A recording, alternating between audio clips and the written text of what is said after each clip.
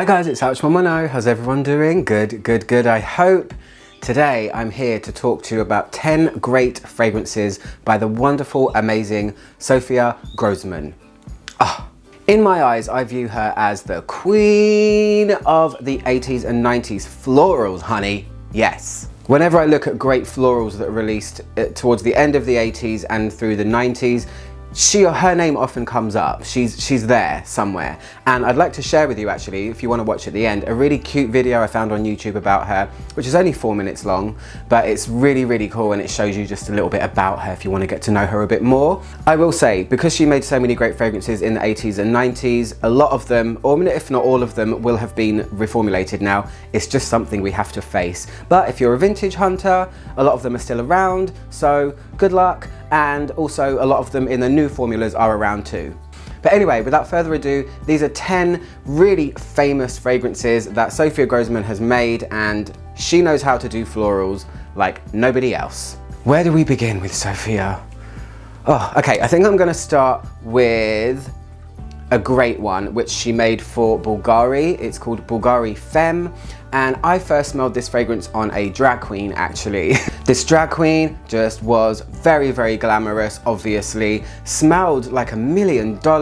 And this is Sophia's take on a violet. And she does tend to favor other florals in her perfumes, but this is the most amazing, glamorous, golden tinged, super womanly violet that isn't by any means candy-like or juvenile. And I had to get it for myself just because of how beautifully it's constructed and the way it smells and how well it's blended. It's a great one. This one I believe is discontinued, which is such a shame, but I'm sure you can still find it in some places. This one also contained orange blossom, rose, heliotrope, jasmine. When Sophia makes a floral perfume, she doesn't put 1 or 2. She puts in sometimes 12, 13. I think I've even seen one with 15 as well. So if you're a floral lover, check out SOPHIA GROJSMAN. Anyway, on to the next one. Bulgari Femme is outstanding. The next one is Eternity by Calvin Klein, the women's one. This was, I think, kind of a groundbreaking fragrance. It's mainly centered around carnation, but it's a hyper squeaky clean that some people think is a bit screechy. I can see why some people might not like this one, but if you took carnations and dumped them into a bundle of laundry, that's kind of what it smells to me. The spice is there, but it's blanketed by clean white musk. And when it was released, it was seen as the new wave of femininity. Do you remember the black and white advert from Calvin Klein? I mean, it's a super famous perfume. I still have some of the vintage and it's amazing now. And I love that carnation, while usually very spicy, in this one, she's managed to balance it out so beautifully and make you feel super fresh and clean and I guess ultra feminine. That's just the way it smells. So Eternity by Calvin Klein, if you haven't smelled it, you really should. The next one is on the list because it's one of my mother's favorite perfumes, and it's called White Linen, and she made this for Estee Lauder. I think this was the first perfume she made for a commercial brand. And this to me is a kind of like Eternity, but thrown back into vintage. This one is a very unforgiving hyacinth perfume. There's tons of other stuff as well. Obviously it's called White Linen. The advert was, I think it was not curtains, but it was something like washing blowing on a breeze or something like that. So even though that's the theme and it is a clean perfume, it's got so much character. It's really bold. I think this is one of the perfumes that's got tons and tons of flowers in it. Let me check. Yes, okay, check this out. Hyacinth, carnation, she likes carnation, lily of the valley, rose, lilac, jasmine, iris, violet, ylang ylang, orchid, and that's it. But that's enough, right? Is that not enough? So yeah, in this one, it's got a lot of flowers that you don't see used very often anymore, like lilac and hyacinth, because they're seen as dated. But I think this perfume is amazing. It is superly strong. Superly. Really big sillage, really gets you noticed. Yes, it feels vintage. It is not a modern perfume, so be aware of that if you just want to go out and blind buy it. Don't blind buy, guys. There are no safe blind buys. But such a good one. There's also tons of aldehydes in this one as well, which she uses to create that clean, soapy, linen type feeling. So 25 million flowers, hanging on a washing line. That's what it smells like. The next perfume, I don't know how popular it is, but it's popular in my brain because there was a girl at my school that used to wear this, and then as I got older and started getting really into perfume, I remember going to buy this. I ordered it and it came from the postman, and I went out in the pouring rain, freezing cold to go and collect it from the post office. It's Diamonds and Rubies and it's by Elizabeth Taylor. Oh gosh, this one, what can I say about this one? This is probably the most vintage smelling and probably most challenging one on the list if you're not into that type of smell. This one is another spicy floral, but very different to Eternity. This one has peachy notes, it has heliotrope in it, it has lilac, it has ylang ylang, it has a couple of things like that. It feels very old school Hollywood glamour, dated in the best way possible. It's a really heavy perfume. I'm not sure about the new formulation. I haven't tried it, but I had the old one. It's really, really cheap. This is the cheapie of the bunch. So if you wanted to experience how Sophia creates these huge bouquets of flowers in a perfume, and there's just a way of her blending and the notes that she chooses and where she places them that make her florals stand out from any other perfumer of her time. Cannot speak today. The next one on the list is going to be for you 90s teenagers like myself. This was something that you could get in drugstores or chemists. There's a shop over here called Boots, and I think they still sell it now. It's called Exclamation. Oh, Exclamation. It was split into 4 words for some reason, I don't know why. And this one she made for Coty or Coty. I think it's Coty though. And this one sold by the million. I think most teenage girls at the time wore this fragrance. It's a peachy vanilla musk with a real emphasis on heliotrope. So it's got this very playful, youthful, almondy, Play-Doh type smell to it with peach and vanilla and musk. So the composition is very youthful in itself, and it was a hit. I haven't smelled it for many, many years, but I'm very familiar with how it smells since I was a teenager at that time. Another good cheapie. I think this one could be actually cheaper than Diamonds and Rubies now that I come to think of it. Both are cheap anyway. So if you want to grab yourself a cheapie, a Sophia Grosman cheapie, you know, she's a master perfumer that made a perfume for the masses, for a very young audience that could afford it and made it at that price. So Exclamation has to go on this list because it's really a time. It's an era, that perfume, it really is.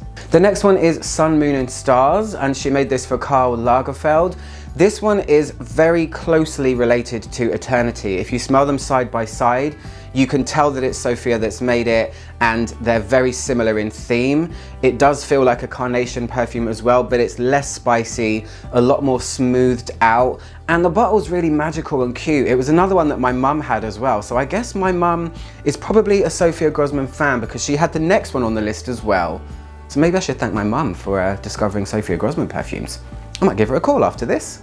Sun, Moon and Stars, another real affordable perfume. I think it's still available now. I usually see it on bargain bucket kind of things. But yeah, I really liked it, and it's another alternative to Eternity that doesn't have the kind of screechiness that Eternity has. So check that one out too. The next one is one that I think a lot of people will know, and it's called Tresor, and she made this one for Lancôme. Tresor means treasure. This is Sophia's peach perfume. There's peach in a lot of the other things on this list as well, but this one it's really pushed forward to the forefront.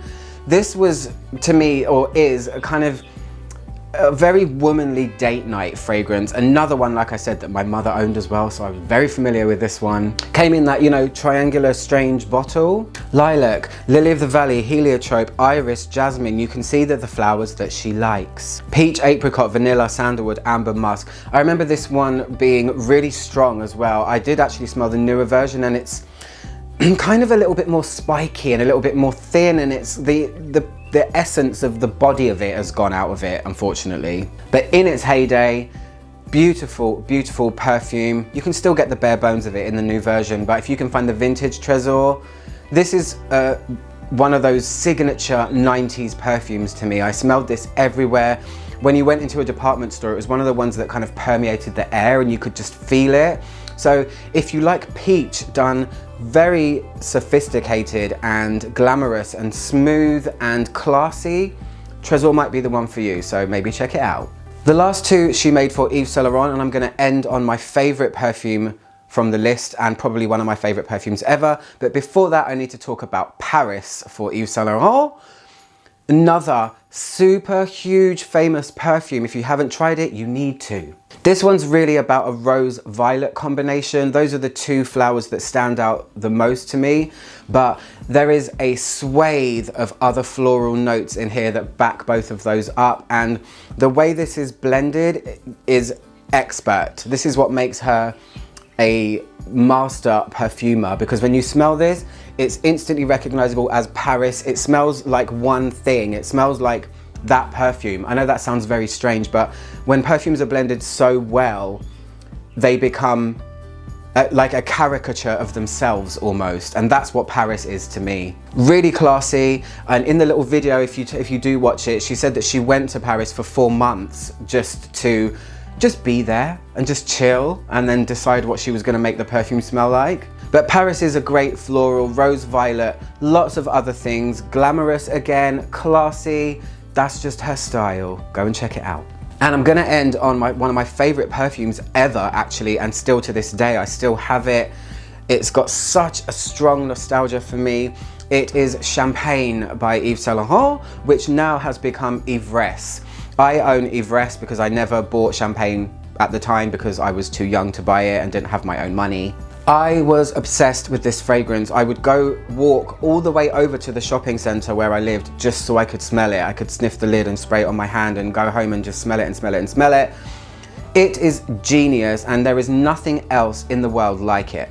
I've always said it smells like golden black currants. I know that sounds strange. It does feel like a fruity to me more than anything else, but if a black currant was dripping in gold and glamour, again, I'm gonna say that word a lot because that's how her perfumes make you feel. It's so smooth, this one. When you wear it, it's another one that is so expertly blended that it just smells like champagne, or Ivresse as it's now known. This one is centered around peach, apricot and nectarine, but for some reason I feel blackcurrant. I don't know why, but don't worry, it's not blackcurrant bud. It doesn't have that Uranus kind of smell that you find in some blackcurrant perfumes. It's super syrupy, golden, fruity smelling. There's carnation in it, and rose, and violet, and jasmine. So again, she picks her favorites, but it's so crazy how she can choose these same flowers over and over again, but reinvent them into entirely different smells. The 90s was a time when designer perfumes, when they were released, were so different. They were all signature perfumes. They were all different. They were all strong. They all lasted. It was just a magical time, really, that I harp on all the time and wish I could go back to. There's also a bit of coconut in this one, a little bit of lychee as well. Really, really nice perfume. I would have gallons of it in my house if I could find it. I really treasure the bottle that I have, and I only wear it on super special occasions. But that's it. I'm gonna end on what I think is the best of the bunch. Yes, there's probably some that I didn't talk about, but I probably haven't talked about them because I haven't smelled them. I know she made Calyx, she made loads of other things, but these are the ones that I am familiar with. So for now, those are my 10 perfumes by the amazing SOPHIA GROJSMAN. Check her out, look in your collection, see how many of them you've got, because you might find that you've got quite a few by her, and she might be your favorite perfumer without you even knowing. Anyway guys, I'm Alchemy, trying to make the world smell better, one video at a time. I'll see you guys soon, goodbye.